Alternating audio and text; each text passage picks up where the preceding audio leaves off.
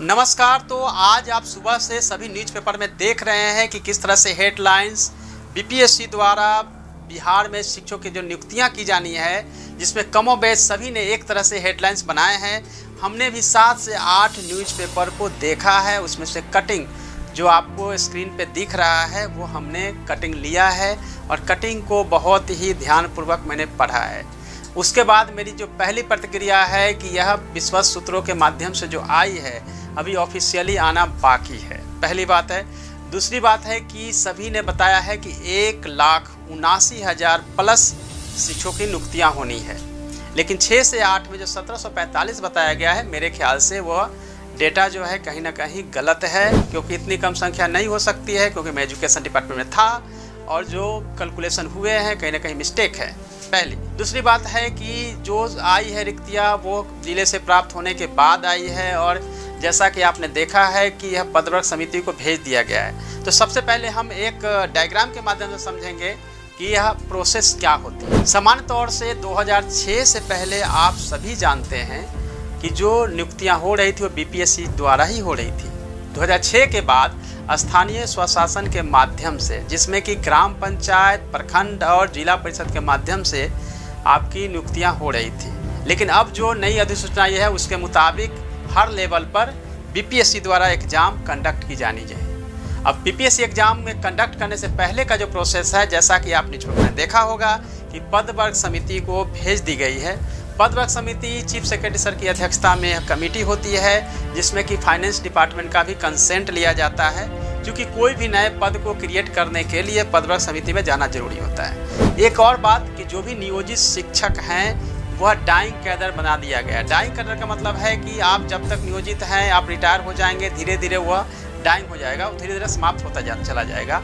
और जो रेगुलर शिक्षक की जो बहाली हो रही है बिल्कुल वो परमानेंट रहेगी। जितने भी पोस्ट खाली है उसके अगेंस्ट में जब खाली होता रहेगा, भर्तियां जो है बीपीएससी के माध्यम से चरणबद्ध रूप से आगे होती जा रहेगी।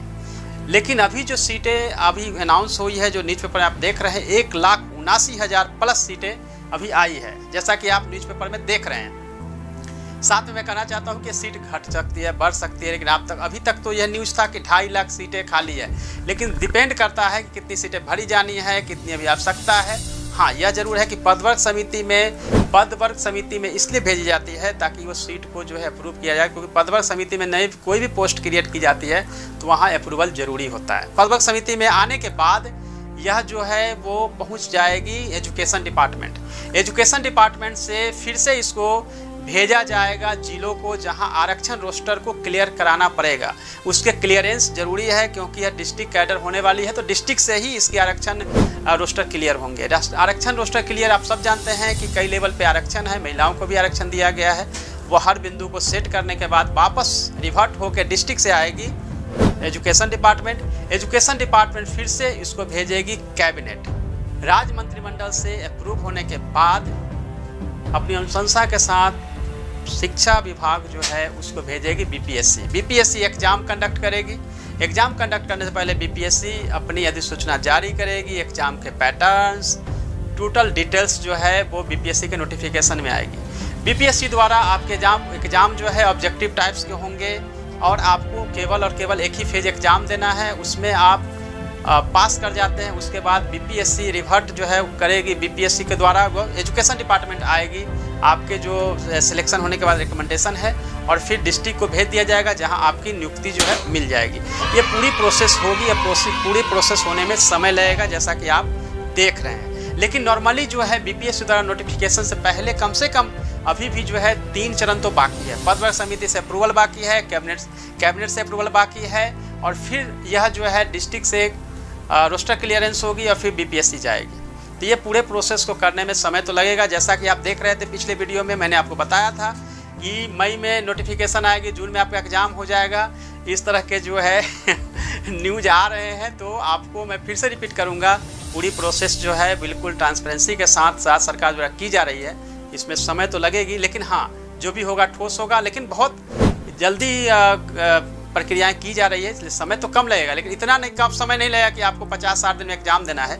एटलीस्ट फिर से रिपीट करूंगा कि आपको 3-4 महीने का समय मिलेगा एग्जाम देने के लिए। निश्चिंत रहिए, अपनी तैयारी को आप आगे बढ़ाते रहिए। लेकिन इतना जरूर रखिए, कि जब तक शिक्षा विभाग के द्वारा कोई ऑफिशियल नोटिफिकेशन नहीं आता है तब तक कोई भी जो न्यूज़ बाहर फ्लैश होती है उस पर बिलीव करना बड़ा मुश्किल होता है। बिकॉज कोई भी जो है पोस्ट या विश्वस्त सूत्रों से जो न्यूज़ आती है वो ऑफिशियल नहीं हो सकता है। इसीलिए देखा जाएगा कि 6 से 8 में आपने देखा 1745 केवल सीट बताई गई है। यह संभव नहीं लगता है, 1745 नहीं बल्कि बहुत अधिक उसमें भी सीट होगी।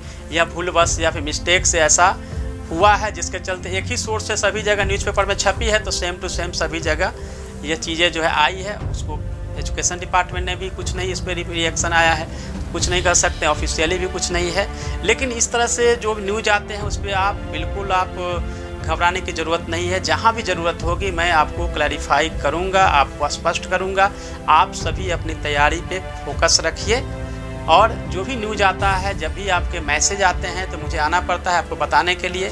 जब मैं 6th फेज का रिक्रूटमेंट भर्ती प्रक्रिया आपकी जो नियोजन की प्रक्रिया चल रही थी तो इसी तरह से मैं कंटिन्यू आपके साथ जुड़ा हुआ था और बहुत सारे नियोजित शिक्षक आज भी हमारे साथ जुड़े हुए हैं और उनके कॉल्स मैसेजेज आते हैं तो मुझे आना पड़ता है और फिर ऑफिस का टाइम निकाल के, क्योंकि ऑफिस का काम भी होता है। तो मैंने जैसा पहले भी बताया था, सैटरडे से हम आपको क्लास लेना शुरू करेंगे। आपके मटेरियल्स भी PDF के माध्यम से अवेलेबल होगा। जहाँ तक आपको लगता है कि बीच में भी सर आके कुछ बोल सकते हैं तो आपको नोटिफिकेशन यूट्यूब से तो जाता ही है। जैसे कोई वीडियो अपलोड होता है या लाइव आते हैं तो नोटिफिकेशन आपके पास ऑटोमेटिक चला जाता है। इसलिए घबराने की जरूरत नहीं है कि मेरी वीडियो कब आ रही है या मैं कब लाइव आ रहा हूँ। साथ ही मैं आपको बताना चाहता हूँ कि जैसे नोटिफिकेशन आएगी, मैंने पहले ही बताया, नोटिफिकेशन आएगी तो मैं पर डे आपको पढ़ाना शुरू करूँगा। मटेरियल को लेकर आपने बहुत सारे मैसेज किए हैं, मटेरियल भेज दीजिए, दे दीजिए। मैं मटेरियल बिल्कुल आपको तैयार कर रहा हूँ ताकि क्वेश्चन जो है उस स्टैंडर्ड और हर लेवल पे इस तरह से रेडी हो कि मैक्सिमम आपको जो है प्रिपरेशन हो जाए। ऐसा नहीं हो कि किसी तरह का मटेरियल आपको दें, क्योंकि अगर मैं मटेरियल दूंगा और किसी आपके स्तरीय नहीं हो, स्टैंडर्ड नहीं हो तो सही नहीं है। इसलिए समय तो थोड़ा देना पड़ेगा आप लोगों को, क्योंकि कई चीज़ें जो है टीचिंग एप्टीट्यूड का ऐसा है जिसमें कि मुझे खुद इन्वॉल्व होकर देखना पड़ेगा, बनाना पड़ेगा। GS की तो है, ठीक है, मैं GS में एक्सपर्ट हूँ, GS में मैं बनाने की कोशिश करूँगा, आपको मिल भी जाएगा। लेकिन सैटरडे से मेरा प्रॉमिस है आपको मटेरियल भी मिलना शुरू हो जाएगा टेलीग्राम पे, और आपके जो टेस्ट होंगे वो भी, उसका भी एवेल्यूएशन जो है हम ऑनलाइन ही करते रहेंगे, आपको प्रिपरेशन कराते रहेंगे।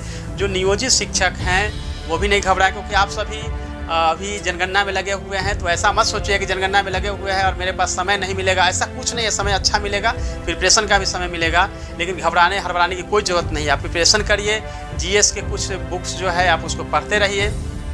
आप देख रहे हैं डिस्प्ले हो रहा है प्रभात पब्लिकेशन द्वारा जो GS की MCQ है, कम से कम उसको आप देख सकते हैं, उसको आप ले सकते हैं। अगर ये बुक ले लेंगे तो उसमें आपकी अभी प्रिपरेशन जो है आपकी चलती रहेगी, तो उसमें से भी आप अपनी प्रिपरेशन कर सकते हैं, जो कि NCERT बेस्ड है। MCQ अब मैंने ही लिखा है लास्ट ईयर, तो उससे भी आप थोड़ी प्रिपरेशन आपकी शुरू हो सकती है। बाकी ऐसा नहीं है कि आपको बहुत सारी बुक लेनी है, मटेरियल्स लेने हैं, नहीं।